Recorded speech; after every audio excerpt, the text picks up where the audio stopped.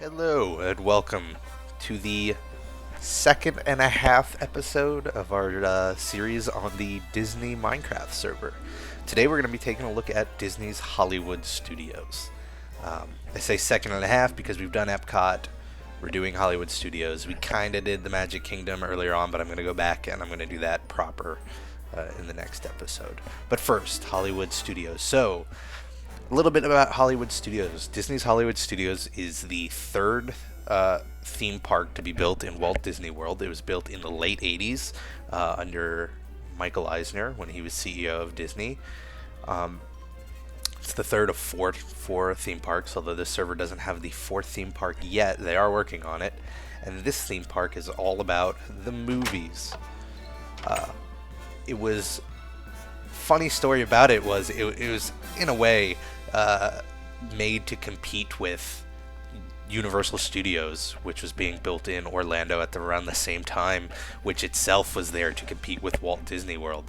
And what happened is this park ended up getting finished sooner than Universal Studios because what Disney did to make Walt Disney World, and this is really important, is they essentially have their own little government within the Reedy Creek Improvement District, because Walt Disney felt that the government red tape that would be required to build all the new and innovative stuff they wanted to work on would really slow it down. So they ended up actually passing legislation that gave them the right to sort of skip out on all of the building code. They had their own, they basically self-managed themselves. And as a result, they were able to put up a park faster than Orlando could, and they beat Orlando to the punch.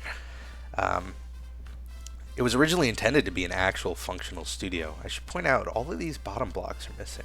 Somebody's been breaking stuff. It was intended to be used as an actual studio as well as a theme park. But eventually, some of the shows that they were recording there in the 90s ended up getting moved over to the West Coast. It just didn't work. Even this block's missing. But enough about the history. I mean, I don't know too much. That's about as much as I know when it comes to the history of the park. Let's go check out some rides. So this whole theme is Hollywood in its golden era. So it's very 1940s, 1950s Hollywood. You've got Hollywood Boulevard and streets like that. We're going to go right first. Let's see if there's some signage that'll point everything out. So you've got your garbage cans here. Let's see here. What you normally get here is there's a board and it'll have the wait times for everything that's up and running. It's interesting that they've got them all set up here. So they're building a lot. So this is really wow, there's not a whole lot to look at. Maybe we could sneak onto some of these.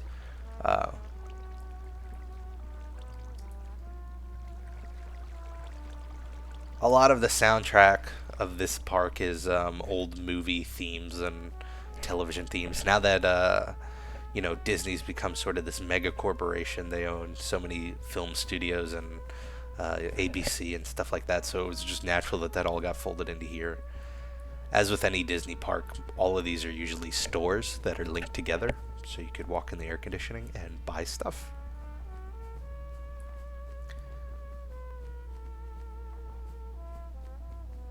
All of them have slightly different themes. I mean, the two things you're going to find in Disney World everywhere is food and merchandise. This is what makes it more expensive than your average vacation. So, there's a theater here called Theater of the Stars. They play, they have a Beauty and the Beast musical. They do a couple of times every day. I actually haven't seen it myself.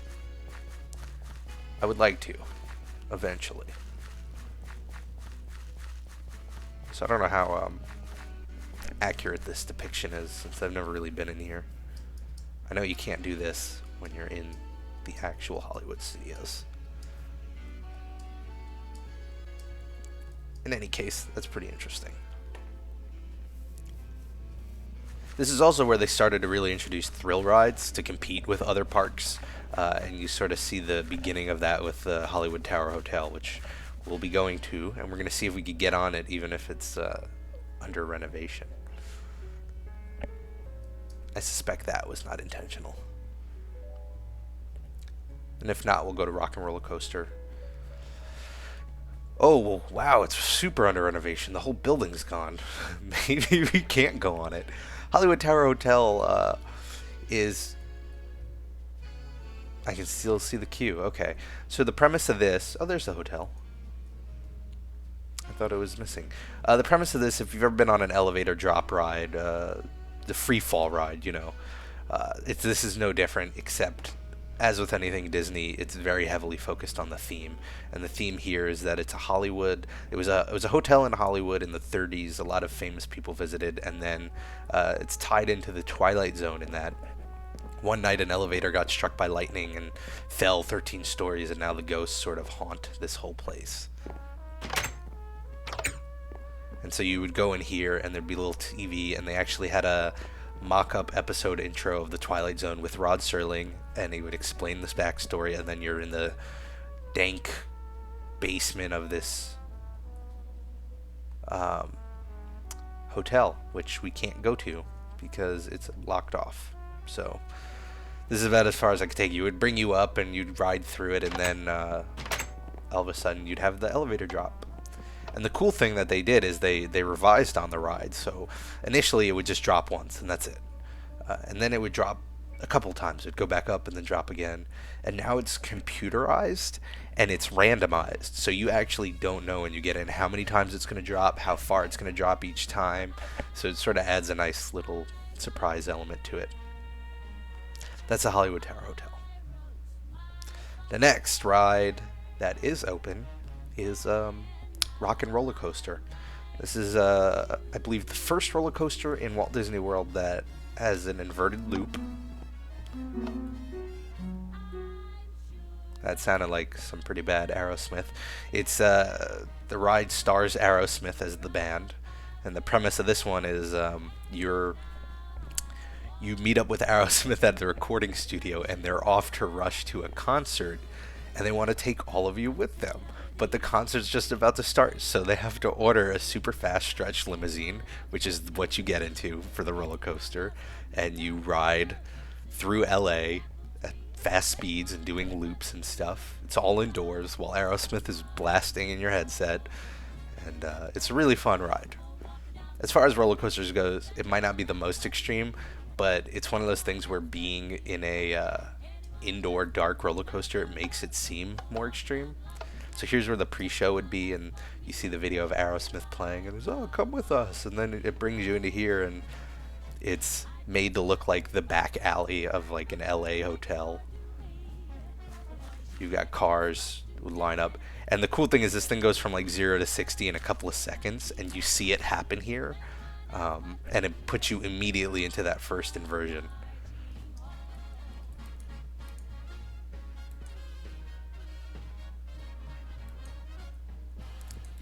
Switch ain't working. Oh no. We'll just push it a little bit. I wonder how much of this isn't working correctly because of... Oh, that's cool sound effects.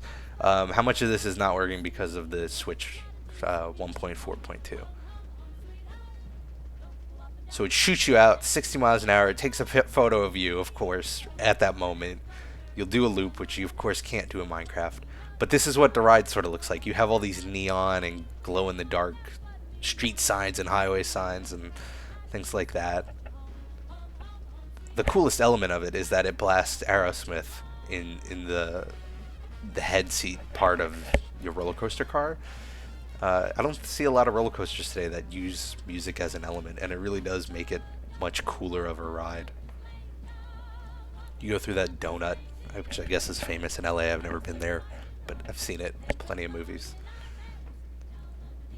And this was done, of course, to sort of give younger people or people who want more thrill rides an option. As time went on, you saw that, you know, other theme parks were doing it, and Disney sort of avoided it, but now they're really starting to embrace it more.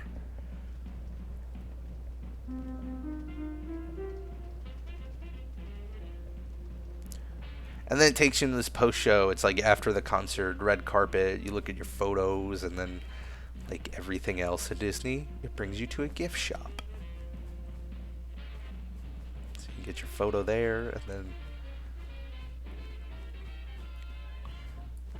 It does have all like faux brick made to look like, back alleyway. And so these used to be the two most popular rides here at Hollywood Studios. Of course, it's been usurped by Toy Story Midway Mania, which I believe is one of the rides that was closed. We'll have to check the board. But now that ride. Here's also where you can get disgustingly large turkey legs, which I've never had myself, but I sort of want to one day. It looks like a meal and a half on its own.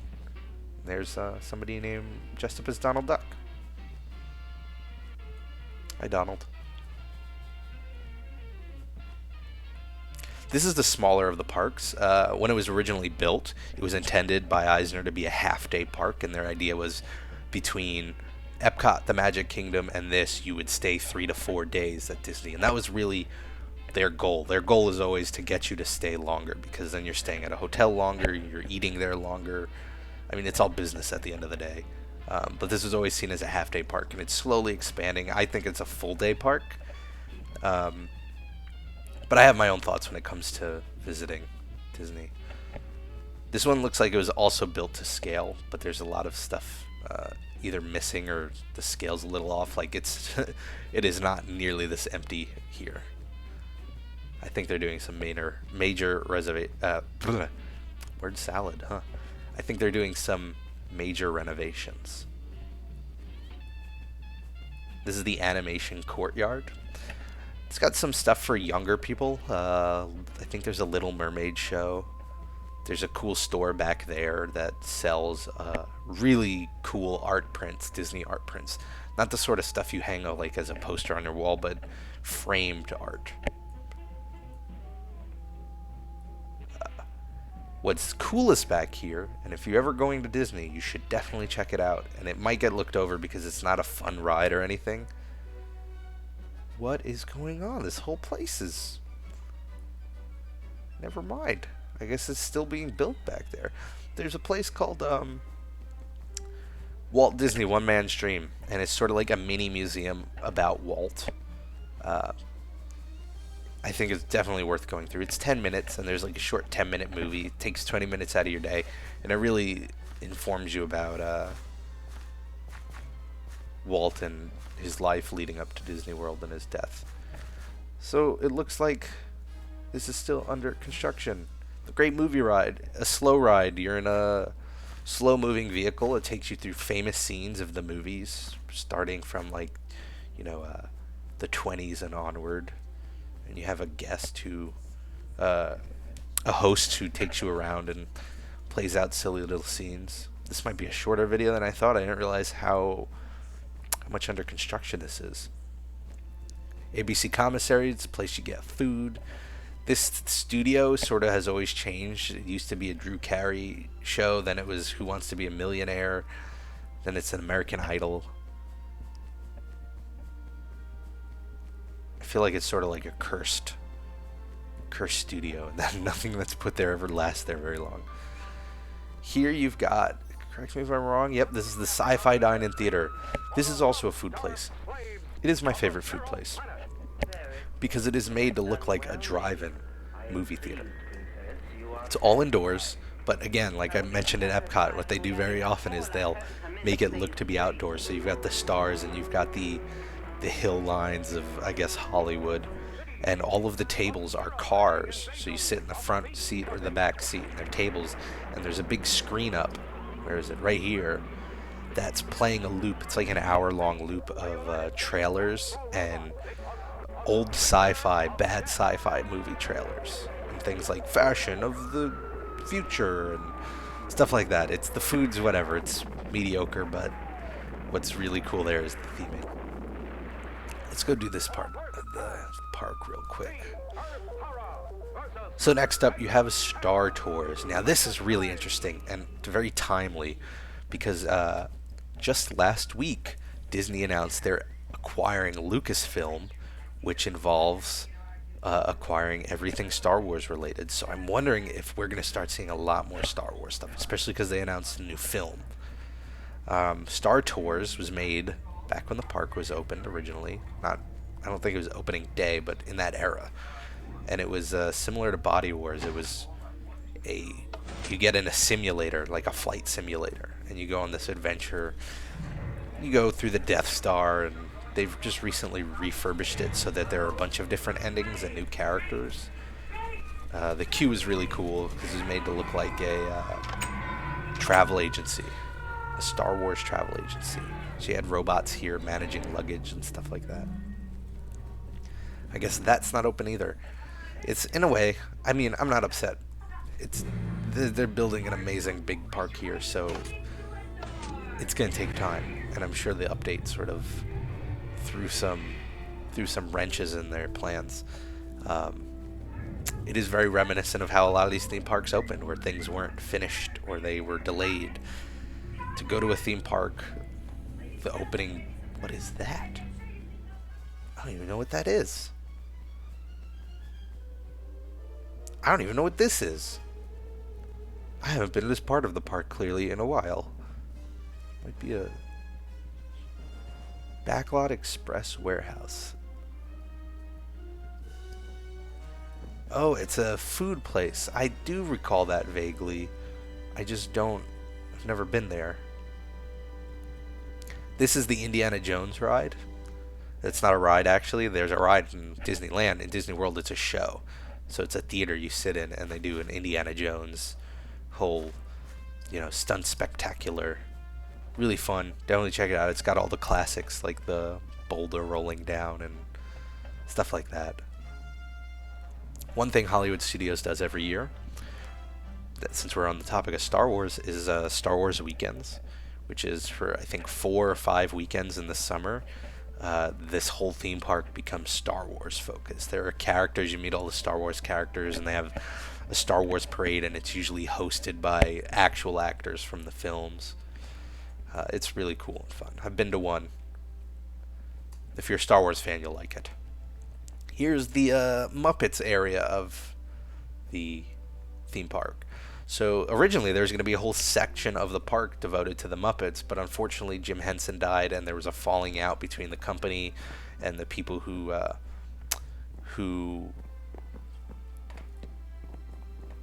words are failing me now, who inherited Jim Henson's rights.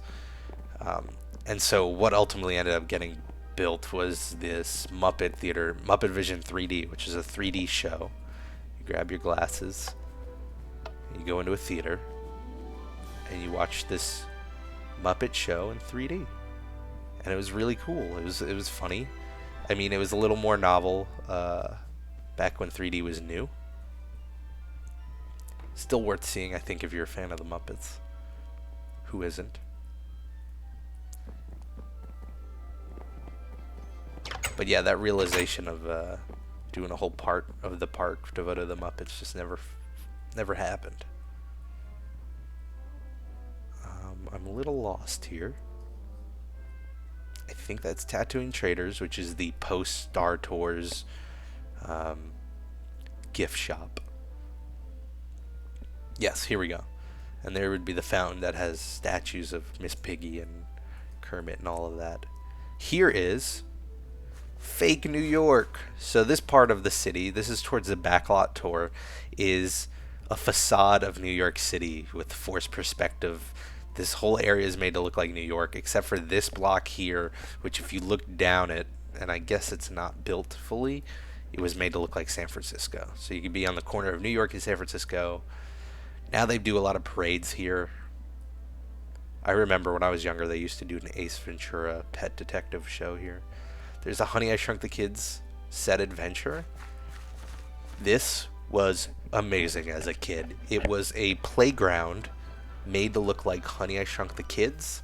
So, like, that's a giant Oreo and just giant grass and plants and ants, and it made you feel like you were shrunk, just like the kids in Honey, I Shrunk the Kids, which is a great movie. But you can definitely see, Muppets and Honey, I Shrunk the Kids and Aerosmith. Like, this park is very, very 1990s. Back here, I'm not going to go back there and show it, is the stunt racing show, which the name, of course, is now escaping me, but it's a car stunt show. Similar, think of Indiana Jones, but with cars instead of people. You sit there and you watch it. It's pretty crazy. I remember watching a series on Disney, and they mentioned they go through like a set of tires every couple of shows. Here we've got the Backlot Tour. Let's see if this is set up. So the Backlot Tour, similar to, I guess, the Universal Backlot Tour, is a tram tour that shows you. It was supposed to show off the studios when it was a functioning studio. They had a little special effects and stunt show here that they would do, and they'd grab someone from the audience and they'd recreate a scene. They recently refitted it for Pearl Harbor, again showing the sign of the times. It's just the beginning of the 2000s. So that you'd recreate a scene of Pearl Harbor with people, and then you'd get in these trams and you'd be on the tour, and you'd see sets that were actually used and props that were actually used. This prop warehouse is supposed to be lined with real props from shows and movies that Disney worked on. And they still are. And then there was, let's hope this is working. Buttons don't seem to be working. That's okay. We'll just get it started on our own here. Come on, come on, come on, come on. Oh no! Oh no. Oh, that's fine. Okay. You can't do that in the real tour, by the way. And we're off. That water tower used to be almost symbolic of the park. It was just a water tower with Mickey ears on it. So you'd go through here and you'd see the back of the studio. I'm surprised they built this. It's something that sort of needs a refurb now. Just because, since it's not a functioning studio anymore, it doesn't really work. Uh-oh. These would be planes from movies. I haven't been on this in such a long time. So these are the parts of the studio you'd actually see, like prop and costume departments working, and they'd have these windows so that people on tours could watch people work. You still see people doing some stuff on occasion, but now it's more like these little areas, these windows that show off famous props that have been used. I still wonder what... Oh, that's the theater for the car stunt show.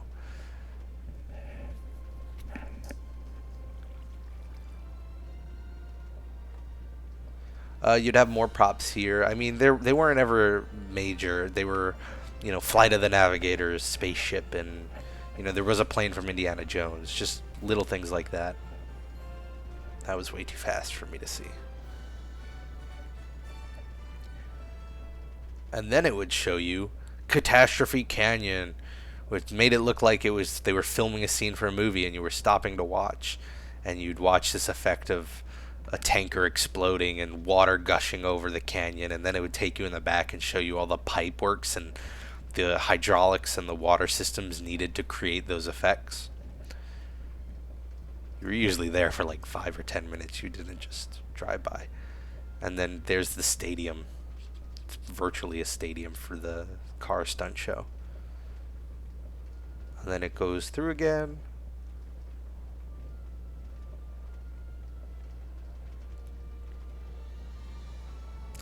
For a vacation experience in which time is really essential because there's so much to do, rides like these are becoming more rare because, you'd sit there for 30 minutes, 40 minutes, and when you're waiting in line for 30 or 40 minutes, they want rides that'll turn it around quickly and get people out fast so that more people could go on more rides. So even if they did replace this, I don't think they'd be replacing it with something similar. Here you see the fake New York. And then I think that's it. Yep. Spit you back out. I believe that's most of the park, honestly. Again, now you can kind of see how this was meant to be a half-day park. I think once everything's running, it's a full-day park. but unfortunately it's still being constructed, as you can see. I'll Take You By Toy Story. I think we walked past it though, and maybe the cue for that is there. Toy Story Midway Mania, to briefly describe. Oh, it looks like this whole section's closed off. Yeah. Alright, loop around again. So Toy Story Midway Mania is actually a really cool, that's one of their newer rides, obviously based on Toy Story. The idea is you get in this, you get shrunk to toy size. So everything's, from the second you step into the queue, is like large board game pieces and things you'd find in a kid's bedroom. And you get into this car, and there's 2 people per car, and you have a little shooter gun with a string you pull on to pull and fire the gun, and you wear 3D glasses, and it takes you from screen to screen where you play these mini games where you have to shoot targets or get rings over targets, and it tallies up a score. And so it's, while it's a ride, it's also a game, and there's a winner at the end in each car, and it's really, really fun. The line's kind of crazy, but that's because it is the most fun thing to do in this park. I mean, I can't suggest skipping any parks or going to specific parks. Sort of the thing is Disney World is, it's really unless you live in Florida and you're going on day trips and stuff, it is an all-encompassing vacation. It could be.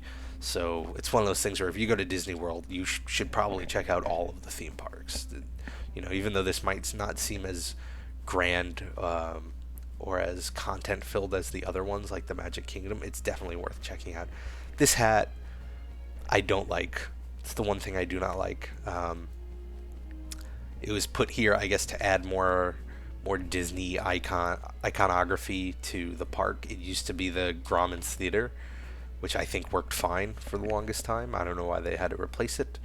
And the worst part is, it's not like anything cool is under that hat. It's just a gift shop, and it was just put there literally to block out the Chinese Grauman Theater. And I guess it's because I should mention, when the park opened, it was MGM. They had a partnership with MGM, so it was the MGM Studios. MGM, of course, has gone under. They've been rebranded as Disney's Hollywood Studios. But I guess when they rebranded, they also just decided to do that. Put that hat there. And lastly, I'll show you another food place that's pretty cool. It's called the 50s. 50s. Great. I totally forget the name of this place. How can I forget the name of the place? Hopefully I'll annotate it. It's 50s Primetime Cafe.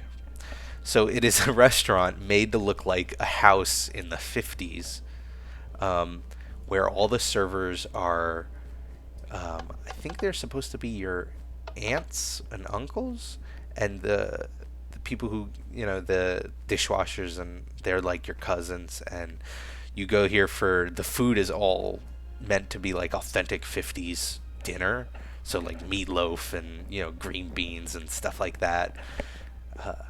All of the alcoholic drinks are under the title of From Dad's Liquor Cabinet. It's really fun because they have this whole shtick where they will treat you like their mom's treating their kids. So, no joke, if you don't eat all of your greens, they will come over and yell at you for not eating all of your greens. And I'm apparently dying of hunger.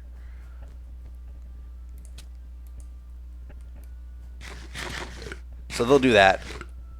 There are TVs throughout this whole place that are playing constantly episodes of old 50s sitcoms and TV shows. It's, again, if there's one thing I can't stress enough, it's that Disney is masterful when it comes to theming things. Anyway, that's Hollywood Studios in a nutshell. It's not totally finished. Maybe I'll do a little half episode one day in the future when it is finished. Next episode, I'm going to be looking at the Magic Kingdom in completion. That is a park that is finished, so you'll see a lot of that. That one might run over a little bit. And then maybe a little half episode showing off what they're working on with the Animal Kingdom, as well as some of the hotels they've built. As always, I hope you enjoyed this. If you have any comments or suggestions, please feel free to leave them in the comments of the video. And I will see you all next week for the next episode. Bye, guys.